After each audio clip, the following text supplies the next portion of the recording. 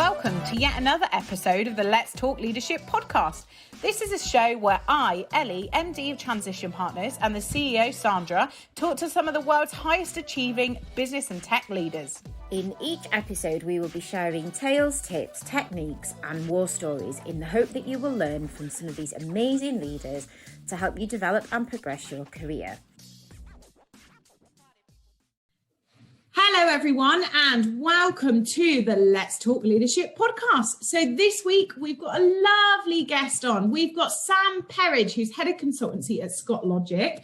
So Scott Logic are a client that we've been working really closely with lately that are doing some very exciting things. They design and build software that transforms the performance of some of the world's most biggest and most demanding organizations. So we can't wait to have Sam on the podcast today and find out more about his role, his leadership style, and all the exciting things that he's up to at Scott Logic. Hello, Sam. Hello. Thank you for having me. Great to have you on board. We've been talking about this, I think, since the back end of last year. So it's fantastic to have you on the show. And I know we've got some great, exciting new projects to discuss that I think particularly all our, the tech community and particularly the Northern community will be really excited and interested in hearing more about, which we'll leave for a little bit later on. So just to start with, then it'd be really good to hear more about how you got into tech. And a little bit about your journey, particularly at Scott Logic, and how you kind of, got to head of consulting and where you are today. Yeah, great question. I guess traditional route, really. I was one of those ones that tinkered around with a computer from fairly early. I remember getting an Amstrad, I think was the very first computer I had, and was fascinated by it. It actually connected up to a tape drive to sort of play programs, and that was a really interesting thing for me, trying to work out how all that worked. That led into doing computing at college and university. I actually went to Imperial down in London, which great experience, going to experience a big city. Very strangely, while I was at university, I think when you go to London, you have two choices. One is work and have a social life, and the other one is don't work and don't have a social life. It's your choice, really. So I ended up working in a local pub there. And actually continued that. It was a great summer job to have as well, staying down in London, great thing. That for some beer. Yeah, exactly. Being paid in beer tokens was great. Through a very strange series of events, that led to me deciding to run a pub with a couple of friends from London for a year. So we actually took over a pub in the northeast of England. I'd never been to the northeast before. The two friends were from up here, and they said, "Why don't you come up and we'll run a pub for a bit?" A very strange way to come up to the northeast of England. It was great time, great fun. Very strange thing to do from tech to... Very, very strange thing, yeah. And you're still up in the northeast today, which is amazing. It's so funny that a pub brought you up there. Yeah, I think I found a home. You move into an area and there's just some places that you think, yeah, I really like this. I mean, don't get me wrong, I love London, loved Hereford where I was from. My family are all from Leicester, which I love. But actually, just the northeast seemed to really fit and loved it.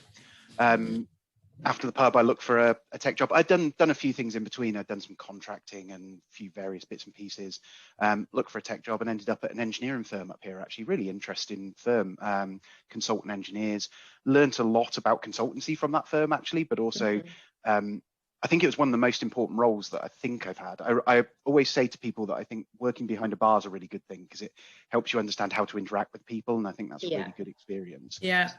But then actually going to the firm that I worked at, I was in one of those kind of roles where I was brought in as developer, and I was one of the first developers within the department, but was part of a wider IT department where we all helped each other out. And it really helped me understand infrastructure, networking, software development, but the wider business piece as well. That was a great experience. I then moved on from there, was looking for a new role. And that was when I found Scott Logic. It was just a fortunate sort of accident almost at the time because Scott Logic was very small. I think we were maybe 40, 50 people. I honestly can't remember. And that was split between Newcastle and Edinburgh at the time. I joined in the Newcastle office, a very, very small, intimate office. You could literally see everybody. Gary, our sort of owner, founder, used to sit on the floor with everybody. We would all go for, a beer on a Friday night or out for lunch together, a sort of family experience. and that was 10 years ago, and I'm still here now. I started as a developer, now just working on projects. I still remember my first day walking in and somebody going, by the way, you've never done much JavaScript before, have you? I went, nope. And they went, great, you're going onto a JavaScript project, get learning, which is a great experience, learning from some amazing That's people. the great thing about consultancies though as well, isn't it? It's that it's so varied and you get to learn so many different technologies and skills. Yeah, I think that is one of the things that really kept me around for so long, is every project was slightly different. And that's not to say that if you do have a technical leaning, you can focus a bit more on developing deep tech in one area if you prefer. Yeah. But at the same stage, if you want to be broad and want to do lots of things, so I've done a JavaScript project was one of my first things, actually specialized quite a bit in front-end technology, which I really liked. But then I'm a .NET developer, I'm a Java developer, I'm a Power BI person. I just like the idea that I can sort of throw myself at lots of different problems. Not that I'm allowed to anymore. Unfortunately, head of consultancy, they laugh whenever I say I want to get near the code these days. So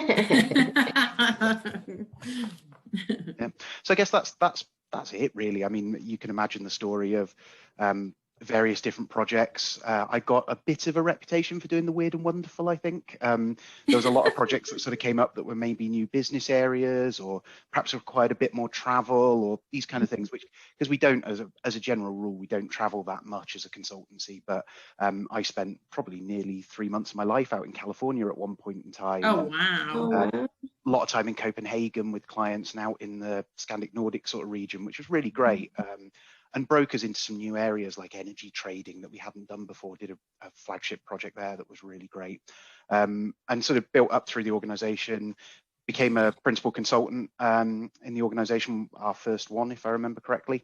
That actually was quite a funny story, in that when my boss at the time, Rob, sent out the email to announce the new position, he used the wrong principal. And the number of people that came back with rather amusing emails along the lines of, Sam's got no principles, that's the wrong one, kind of thing. Fun story. But yeah, then did that for a few years, and was asked if I would go down and help sort of build our London office. We'd got a small footing in London, was starting a dev centre. Gary himself actually had hired the first few people in London who were amazing people. James Dunkley, who joined us as one of the first people, I think, the technical people, is one of the smartest people I've ever met. He's still there, was fundamental in growing the office too, but sort of together we paired up and really grew London from, I think it was 5 or 6 consultants when I moved down there, up to perhaps 60, I think, when I left, something like that. So I did that for a couple of years just to help out.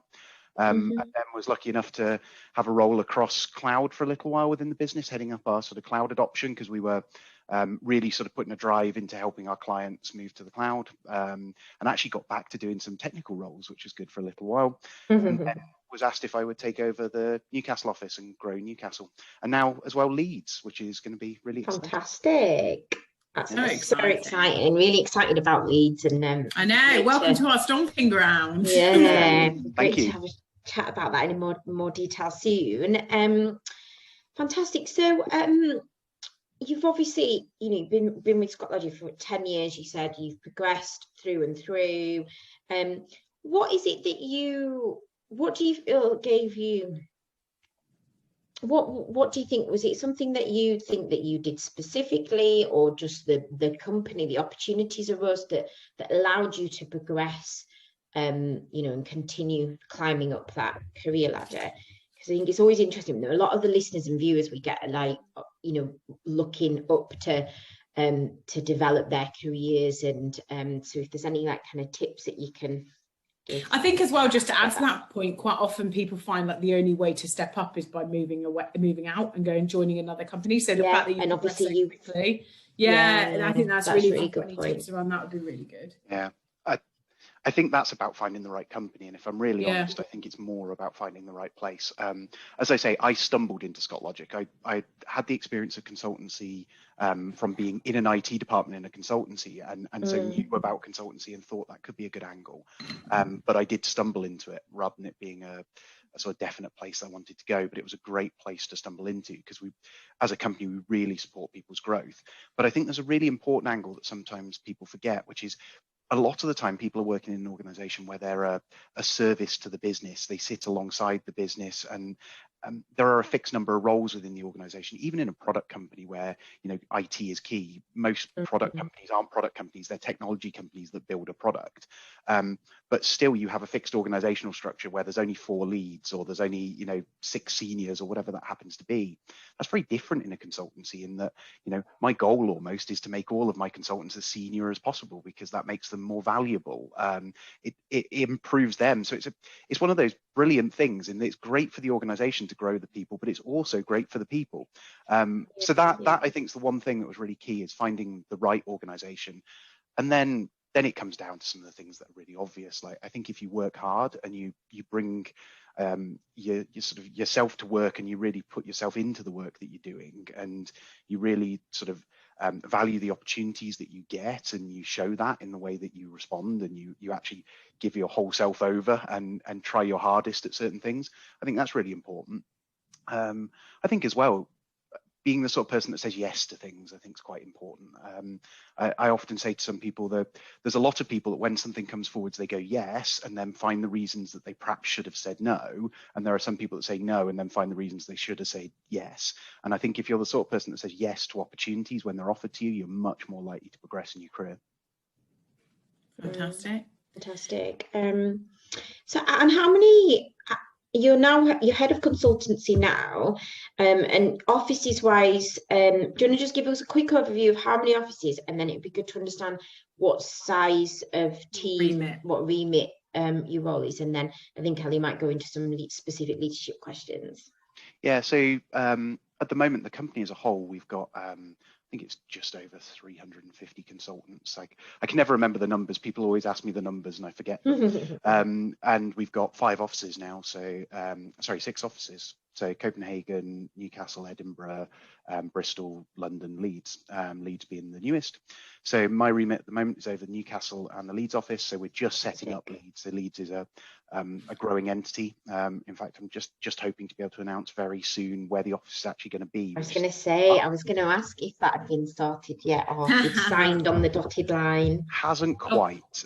We really would have hoped that was sorted by now, but this unfortunate thing of being in lockdown has meant that some of that slowed down a little bit. But I know, we could have got the big scoop then, the big exclusive, couldn't we? We'll have to do it again another time.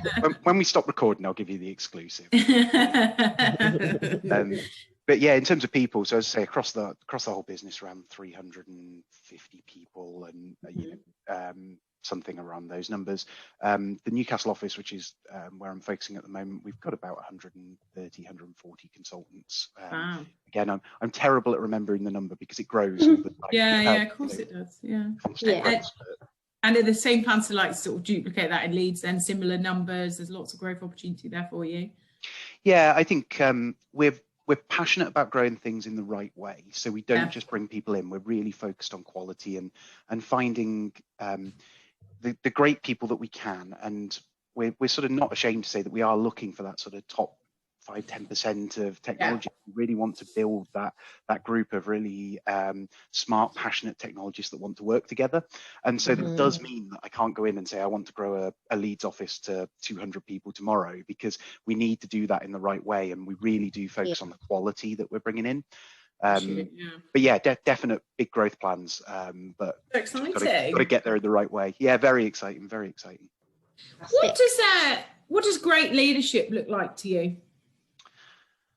Yeah, this question, it comes up a lot, and I find it really hard to answer, because I a lot of people say, you know, what's your leadership style and what's great leadership? And I just think it comes down to being really open and honest with people. I think is one of the really big keys to that. So if people aren't doing well, you need to be honest with them. But when people are, you need to remember to tell them they're doing well, and sort of be honest of what you want out of people as well.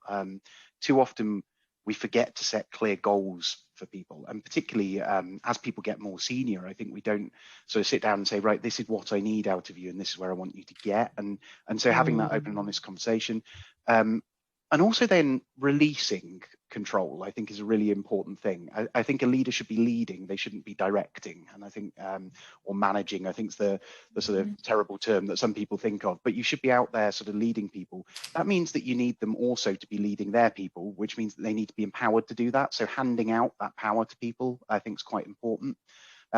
and just being there for people, treating people as individuals, recognizing that we're not dealing with cogs in a machine, they're humans, and understanding that everybody's going to be slightly different, and embracing that and bringing that into the workplace, I think is really important to me. Yeah.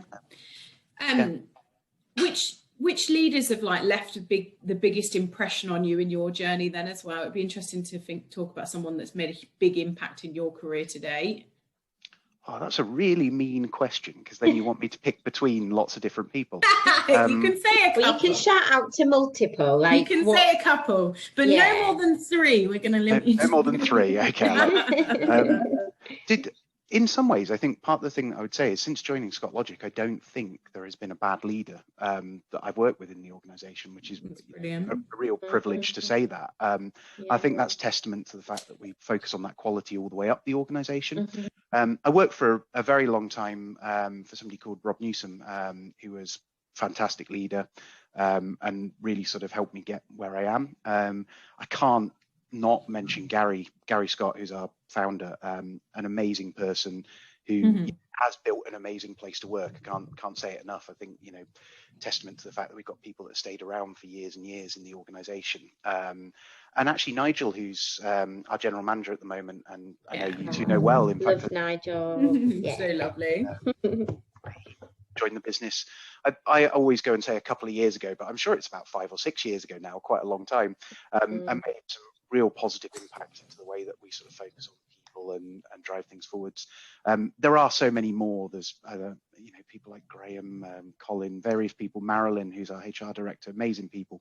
But you said I'm only allowed to say 3, so I didn't say that. We might as well just say everyone at Scott Logic.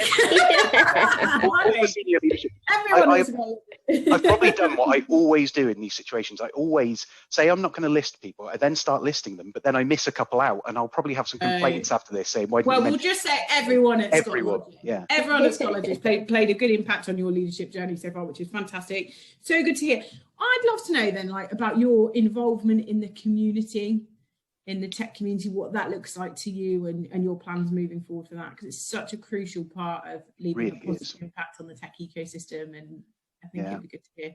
I think it's a real developing thing. Well, not developing, but I suppose developed over the last few years. I really recognise that when I first sort of came into technology, community wasn't a big thing. And I think it's that old stereotype, isn't it, of the sort of techie sat in the corner. You look back at the IT crowd, for example, it's that sort of IT room that people are almost scared of, and the even more deeper server room that somebody sat in. But certainly coming out into the light. And I think that comes from the fact that technology is expanding, isn't it? So you couldn't have a small IT department of 5 people in a big organization these days. That IT is at the heart of everything that we do. That didn't interact or speak to each other. Yeah, and it just wouldn't work. That just isn't the way. My personal impact into the community, I tend to be more of an attendee than anything else, if I'm really honest. I don't get out and speak a lot. I'm not one of those people.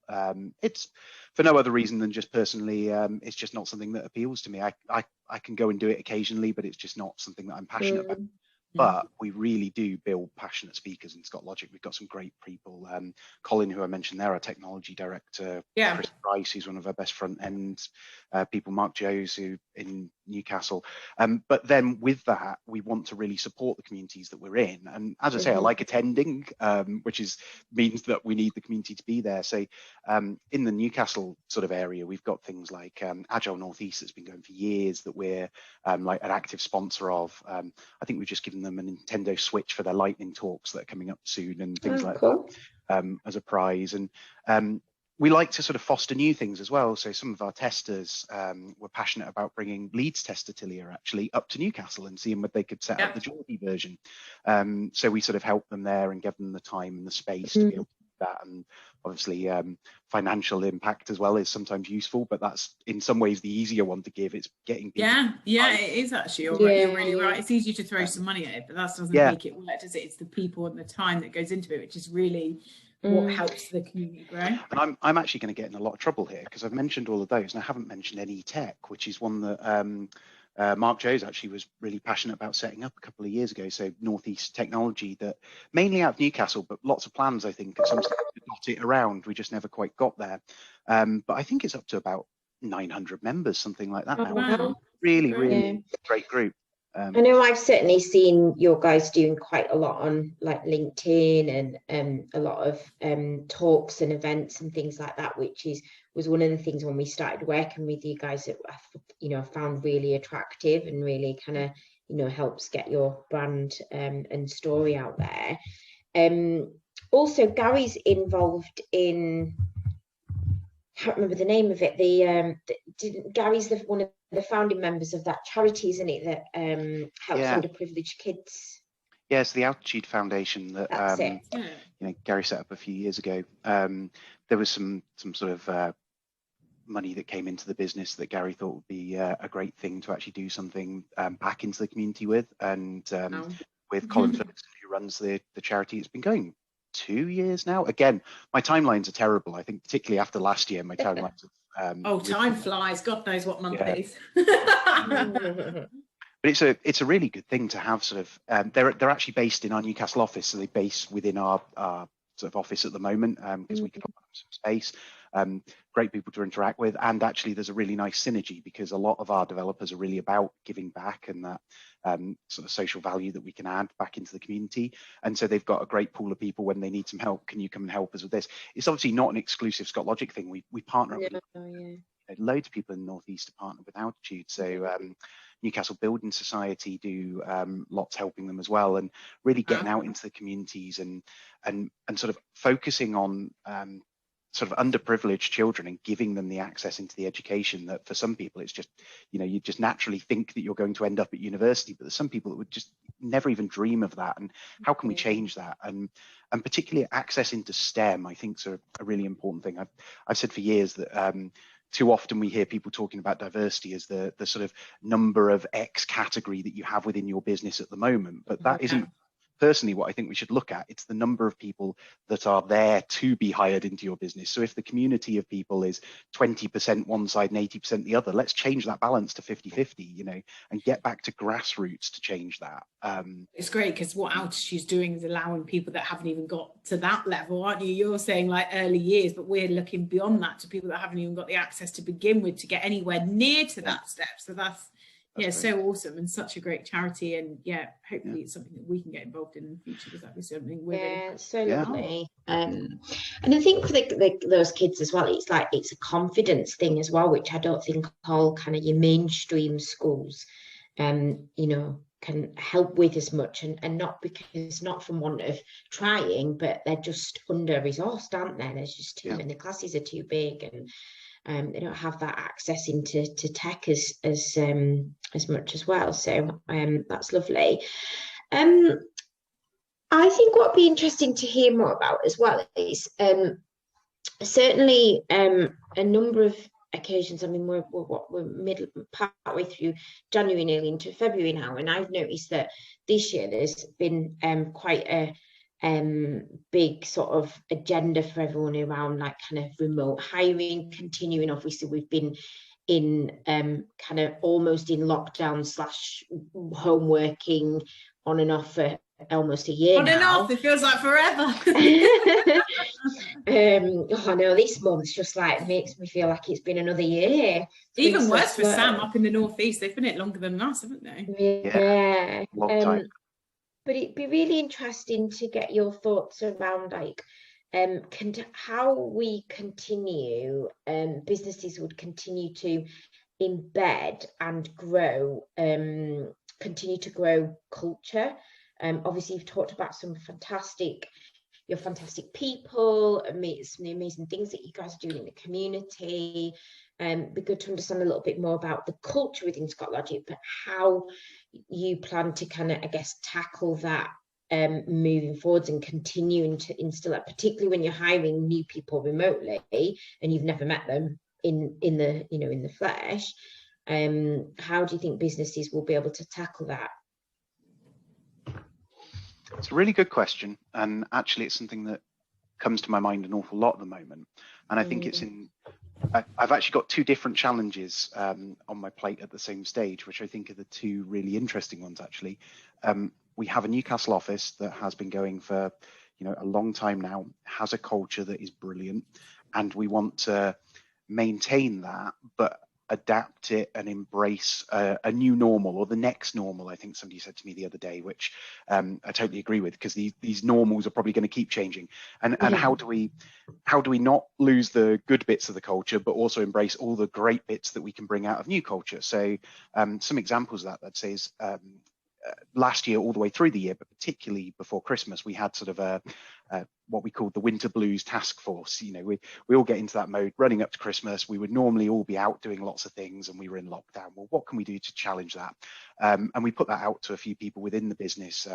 Actually, some of our more junior people, not that were just within the organization, and said, like, can you come up with some of these ideas? They came out with a fantastic presentation about all the events they wanted to do within the sort of December month. It was really great to see. That's cool. And actually, out the back of that, we did some really great things. And all the way through the year, we had like the pub quizzes that everybody's been doing, board games nights, things like this. That actually, looking back, we all sort of went, wait there, we don't want to get rid of those in the future.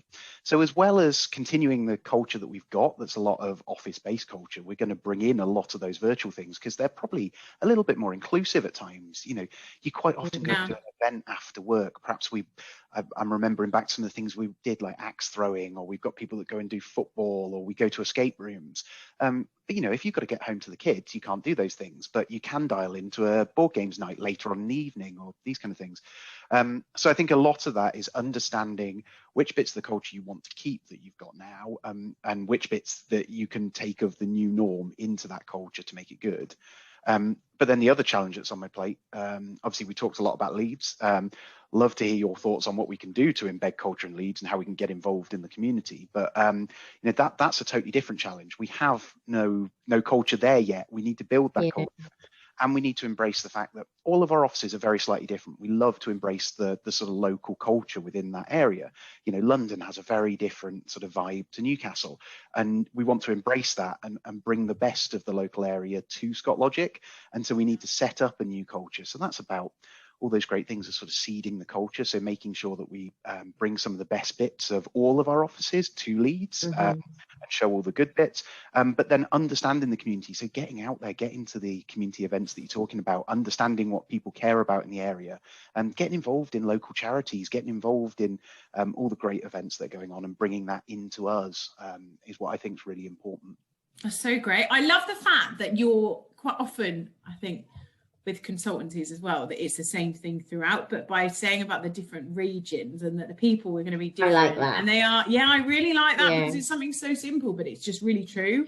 And we are all a little bit different region to region, so why not celebrate that and put all the best parts of it? But I think it's really, I always find it really interesting talking about culture with people from consultancies as well, because it's just never as easy to get the same culture as when you've got people out on client site, etc., working remotely, all on different projects at different times, and it's never quite as easy to get the same culture as you would, you say, for a software house, for example, where they're all working together on one big product.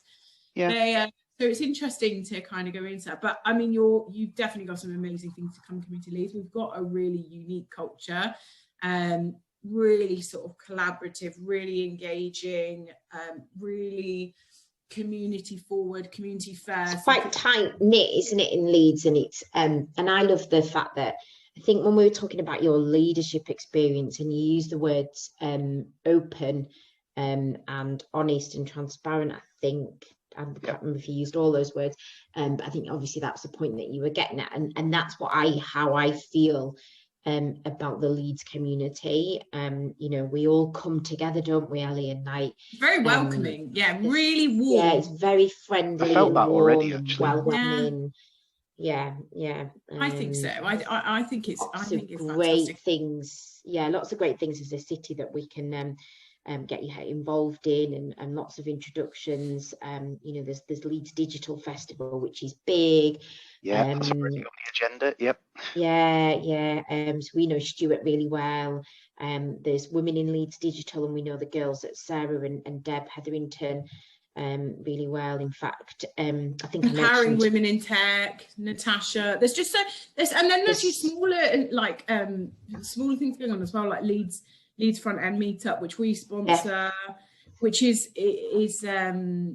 is fantastic. There's just so many great little initiatives as well, like smaller communities within the wider community. I think I often get asked, like actually from people from Manchester who get a bit jealous of the lead tech community. They're like, yeah, and London, don't we? Remember we had London. We've had a few people on the podcast from London, and we've talked about this community question and networking, etc. And we've had a few people that have really struggled to get into a network and a community. In other areas. So, actually, in London, they do have that problem that there's too much.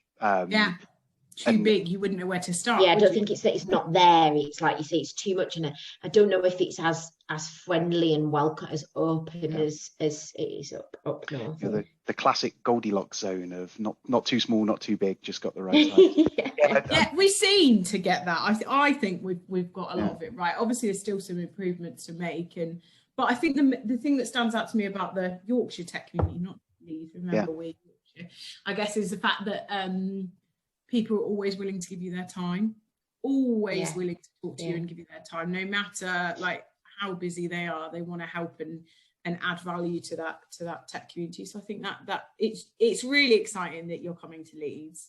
And it shows a lot of your values lend itself really well to the Yorkshire tech community. So I think it's going to be a really great synergy and really exciting for you. But yeah, really excited to come and invite you guys in and welcome you to the community, because there's going to be some awesome things that we can get you involved in the future, which is great.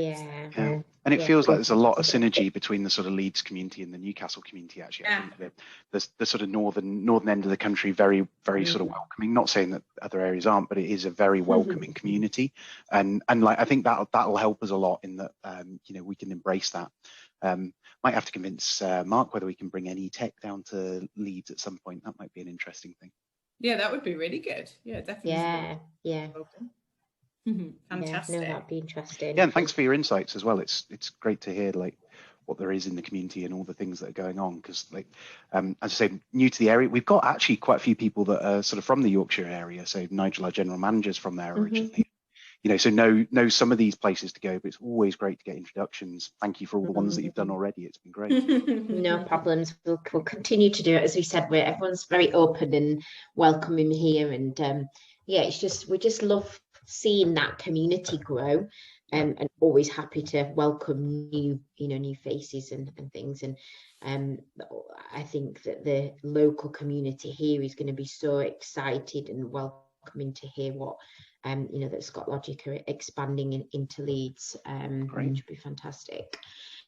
Cool. So I think what's always really useful for our listeners and viewers to hear as well, particularly in consultancy, we work with a number of consultancies, and from a recruitment point of view, the challenge that we come up against is that candidates quite often, like, as soon as you use the word consultancy, they quite often immediately think of one thing, and it's like, well, I'm going to be here, there and everywhere. And I know obviously right now that we're in a different situation, but pre-COVID, post-COVID, that's the perception, isn't it, of consultancies.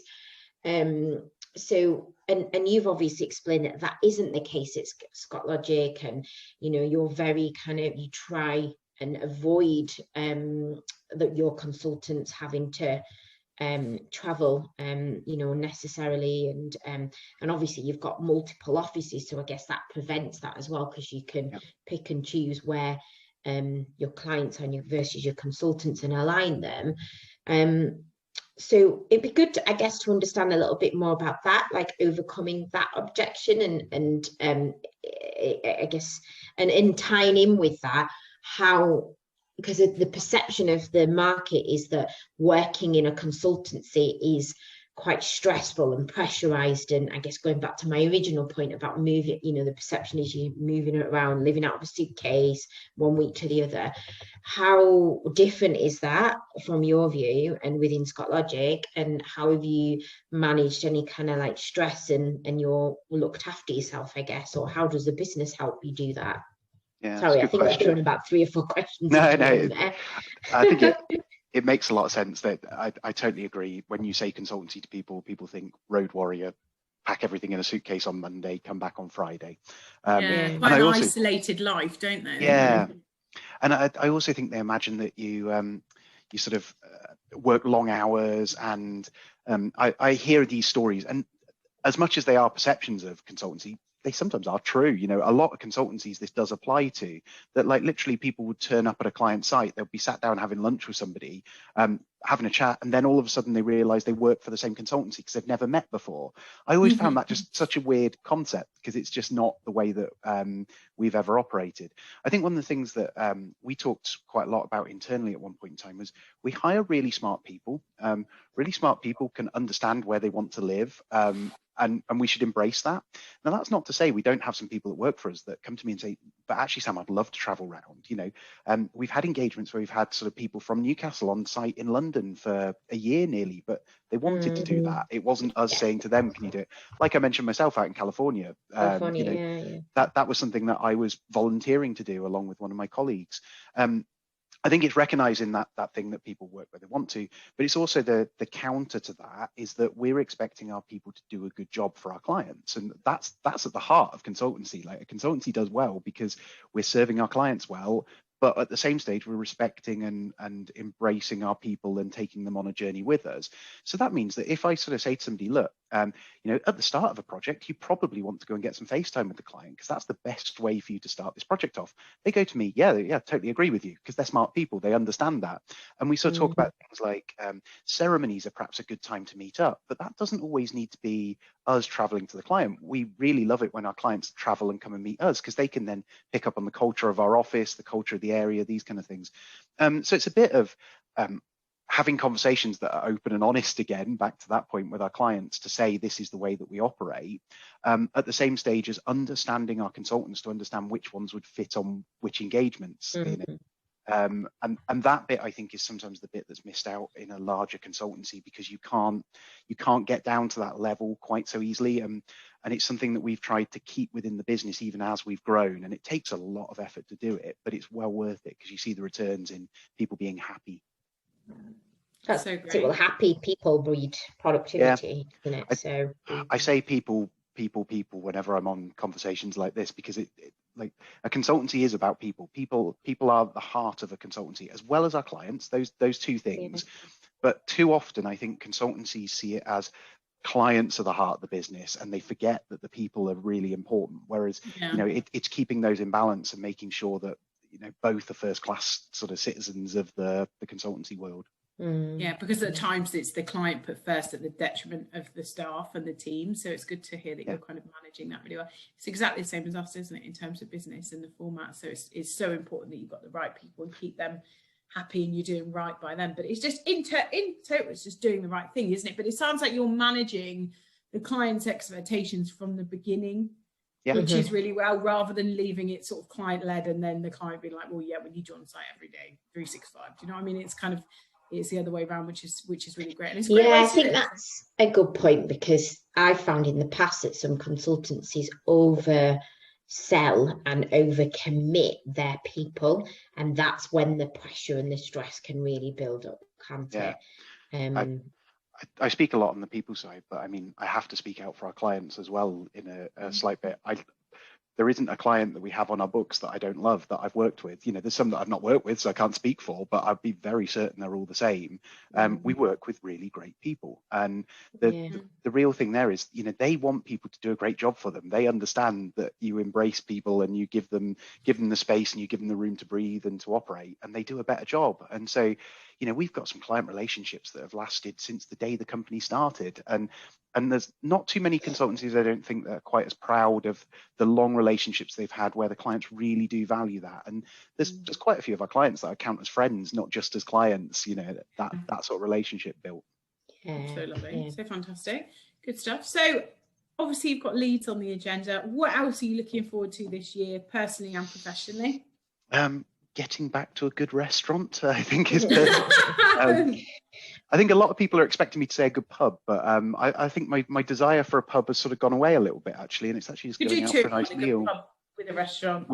Gastro pub.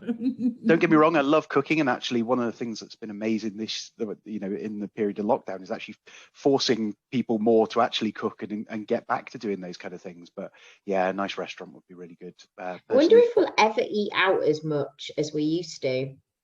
I really, really hope we do. I can't wait. I think we'll all have like a couple of months when we get back to that sort of stage where we're just at every night of the week. Because we need to help out hospitality as well. True. Certainly. Yeah. That's how I'm going to justify going out every night of the week. Me too, Sam. Me too. Yeah, great. Professionally, what am I looking forward to? As much as I don't want to harp back to Leeds, I think part of that is Leeds, but part is Newcastle and the whole business as well, is meeting the new people that we're going to bring into the business. It's something that I really do love. You know, every time we bring somebody new in, particularly we have large grad intakes most years. It's something that we've been really passionate about, is bringing in those great people and growing them through the business. In fact, I think one of our most senior solution architects, who I think I've already mentioned, Chris, started with us as an intern, and Graham, who's our innovation director now, started as a graduate. So wow, that's awesome. That gives you the kind of progression. Amazing, and you know, every time we get a cohort of graduates in fact, which we will be doing in a few days' time, we've got a February cohort joining across the business of about 12, I think, something along those lines. That's just always a really fun time, you know, seeing people really up for a new challenge and really wanting to grow. So that's something that I'm really looking forward to, I think. Fantastic. Some amazing things on the agenda for you then. That's incredible. If people want to reach out and get in touch then, which I'm sure they will, probably some listeners from Leeds might be a little bit interested in what's going on. Is it best if they get in touch on LinkedIn or Twitter, or what's the best form of contact? LinkedIn, without a doubt. I've got to admit, I'm not very good with Twitter. I've just never got into it. One of these days I really should. But yeah, Sam Perridge on LinkedIn for anyone that wants to get into. The great thing about having a bit of a strange surname, really easy to find. I know, me too. I'm the only one. Oh, wow. Yeah. It's been a pleasure having you on the podcast. Thank you so much for your time today, Sam. Yeah, thank you for having me. It was really nice to speak to you, and really excited to come and meet you finally face to face at some point. I know, it'd be nice to have a drink with you and some nice food. That's what I'm looking forward to. Definitely. See you later. Fantastic. Take care. Cheers.